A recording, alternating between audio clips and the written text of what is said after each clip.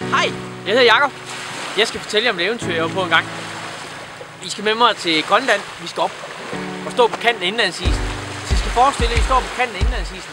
I kigger ind over isen, og der er bare vildt så langt man overhovedet kan se. Solen skinner. Minus 20 grader. Og det betyder også, at hvis der er noget bar hus, så får man forfrysning med det samme. Så koldt er det. Så jeg var fuldstændig pakket ind i alt mit ekspeditionsudstyr. Og så nok lidt mærkeligt ud. Her ved siden af mig stod 3 af mine kammerater. Og det her 3 andre kammerater herovre. Og de var alle sammen pakket ind i deres ekspeditionsudstyr.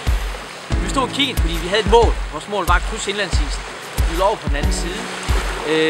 Vi stod der og var lidt spændt. Jeg havde lige lidt sommerfugle inde i maven. Med os havde vi en pult med 120 kilos oppakning, 60 kilos mad og 60 kilos ekspeditionsudstyr. Vi stod og var klar til at gå. Og alle udfordringer her i livet, de starter med første skridt. Det gjorde den her tur også.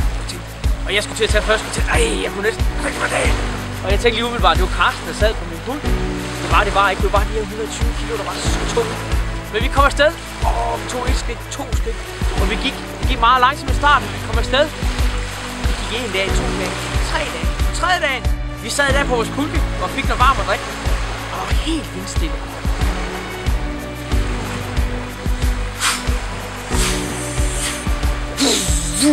Og lige pludselig blæste det op. Og i løbet af et par minutter, så stod vi faktisk i vindstød af orkanstyrke. Jeg bare tænkte, hvad gør vi? Så vi må hellere sætte teltene op. Og vi fandt teltene frem. Hvis nogen af jer nogensinde har prøvet at sætte teltet op, når det blæser rigtig meget, det er helt vildt svært. Teltene, det ene telt, hvor vi pakkede væk ned i pulten. Vi fik sat 2 af teltene op, kravlede ind i teltene og sad derinde. Og det blæste helt vildt. Det blæste så meget, at vi skulle sidde og råbe hinanden ind i ørerne for at høre, hvad vi sagde. Så sad vi derinde og kiggede og tænkte, det er vildt det her. Så tænkte jeg, vi må hellere måle, hvor meget det blæser. Og det er sådan en vindmåler med. Og jeg var så den, der skulle udenfor at måle. Jeg kravlede ud i teltet. Jeg forestiller, når I lyner teltdøren op, så skulle jeg stikke hovedet ud i teltet. Så kan I lige forestille, at I sidder i jeres bil ude på motorvejen, hvor I kører 110-120 km i timen. Kører I vinduet ned. Stikker hovedet ud af vinduet, så ser I cirka sådan her ud. Det gjorde jeg også, da jeg stak hovedet ud af teltet. Så meget blæste. Jeg kravlede ud af teltet. Jeg måtte kravle på mit knæ. Og så ud, og så løftede jeg den her vindmåler. Den målte ind i teltet igen og lukke.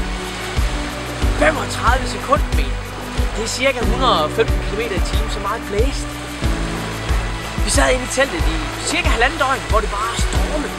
Det var vi orkanstyrke, vi snakker om her. Vi sad bare derinde og kiggede. Indtil lige pludselig, vi åbnede teltet og kom ud og kiggede. Det var væk.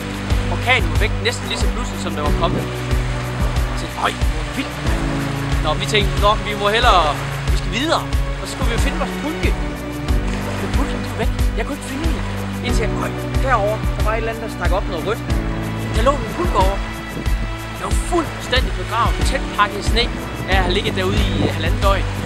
Og dengang vi røg ind i teltet, der havde vi ikke taget noget med. Vi havde bare lige en gryde med til at koge noget vand til noget varmt at drikke. Så jeg stod over, og så stod jeg og kravede en halv time med en gryde. For at kunne frem. Og de andre 6 af mine kammerater, de gjorde det samme. Vi brugte nok cirka en time for at finde vores udstyr og få det samlet igen. Men vi fandt det, fik det spændt på og fortsatte vores rejse ind over indlandsisen. Vi brugte 32 dage, og vi kom over på den anden side, fordi vi havde et mål. Jeg vil meget gerne fortælle jer meget mere om min fantastiske rejse ind over indlandsisen. Så kom og lyt til mig. Og så vil jeg fortælle jer om min rejseoplevelse med at krydse indlandsisen. Jeg vil også lære jer, hvordan man kan sætte sig mål her i livet og nå det. Men ikke kun ved at starte her og så slutte med målet, men at lave sig delmål. Det havde vi hele vejen ind over indlandsisen. Vi lavede os delmål. Så hvordan man når sit mål via delmål. Og jeg vil rigtig gerne også fortælle jer om det at have mod til at springe ud i at prøve noget, hvor man ikke ved, kan jeg det her eller kan jeg ikke det her. Men jeg har lyst til at prøve. Jeg gør det. Så vil jeg rigtig gerne som den 4. sidste ting fortælle jer om det. Vigtigheden er at fejre sine succeser. Det er at sige, yes, hvor var det fedt, og hvor er jeg stolt, og hvor var det godt, jeg kunne det her.